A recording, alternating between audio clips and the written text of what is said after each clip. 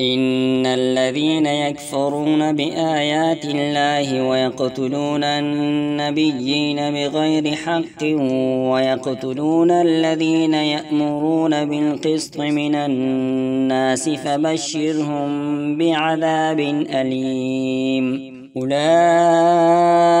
الذين حبطت أعمالهم في الدنيا والآخرة وما لهم من ناصرين. ألم تر إلى الذين أوتوا نصيبا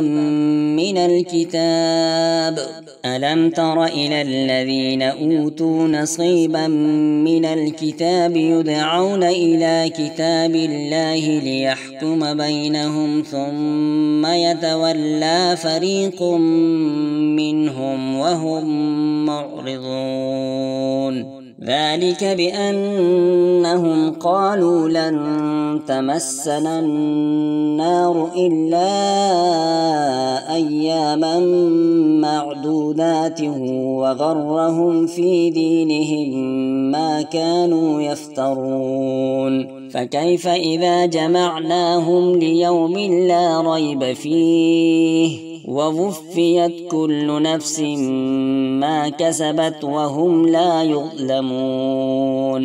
قل اللهم مالك الملك تؤتي الملك من تشاء وتنزع الملك ممن تشاء وتعز من تشاء وتذل من تشاء بيدك الخير إنك على كل شيء قدير. تولج الليل في النهار وتولج النهار في الليل وتخرج الحي من الميت وتخرج الميت من الحي وترزق من تشاء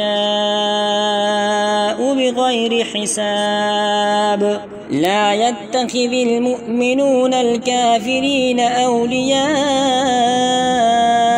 من دون المؤمنين ومن يفعل ذلك فليس من الله في شيء إلا أن تتقوا منهم تقاه ويحذركم الله نفسه وإلى الله المصير.